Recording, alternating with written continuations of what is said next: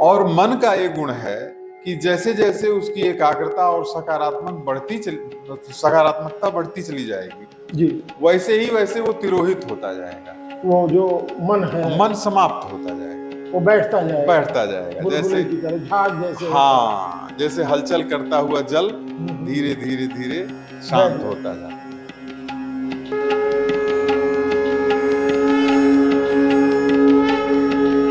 तो अब हम ये देखेंगे कि वास्तव में इसका एकाग्रता और शिथिलीकरण के से क्या संबंध है।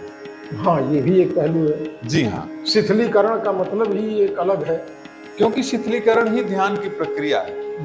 जब सारा अंदर का बाहर निकल जाए, बिल्कुल, बिल्कुल, एकदम शरीर हल्का हो जाए, बिल्कुल, और आनंद में विभोर हो जाए, जब शरीर में और मन में कोई द्वंद्व ना रहे। जब तक द्वंद्व है तब तक संघर्ष होगा, तब तक तनाव रहेगा और शिथिलीकरण संभव नहीं है, और तब तक ध्यान में आप स्थित नहीं हो सकते। जब तक तनाव है, चाहे वो शारीरिक तनाव हो चाहे वो मानसिक तनाव हो, तो आप बाह्य जगत से जुड़े हुए हैं। इसका सीधा मतलब है या तो कोई बाह्य विचार है, या कोई बाह्य भय है, या कोई दर्द है शरीर में, या कोई किसी भी प्रकार की मायावी रूप से जुड़ गए। हाँ, तो आपकी चेतना बहिर्गामी है उस अवस्था में, और बहिर्गामी चेतना ध्यानस्थ नहीं हो सकती है। इसके लिए इसके लिए उसको अंतर्मुखी करना होता है।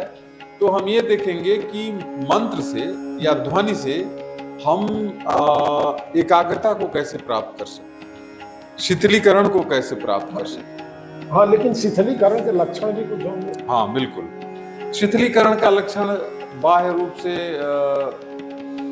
हम देखें तो बड़ा ही सरल है।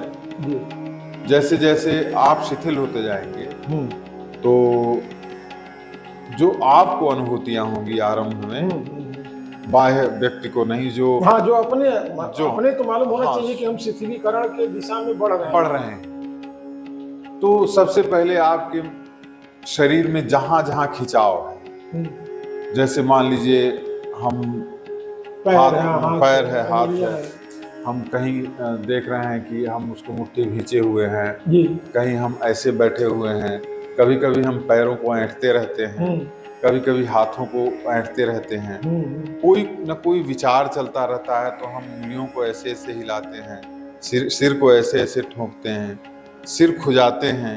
ये सारी क्रियाएं यह सिद्ध करती हैं कि शिथिलीकरण की अवस्था नहीं है। हम तनाव में हैं, हमारी मांसपेशियों में खिंचाव है, और वही खत्म हो जाए तो धीरे धीरे शिथिलीकरण माना जाएगा। और सारी मांसपेशियां मन से नियंत्रित है, मस्तिष्क से नियंत्रित है जी।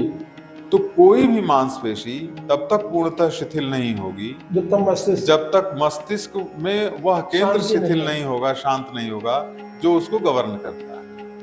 और मस्तिष्क में वह केंद्र तभी शिथिल होगा जब वह विचार समाप्त हो जाएगा जो कि हमें परेशान कर रहा है। और हमें अब फिर वही बात जो हमने पहले की थी कि जब तक भय है, छोटा से छोटा भय ही चिंता उत्पन्न करता है, और चिंता तनाव। तो मूल में भय है।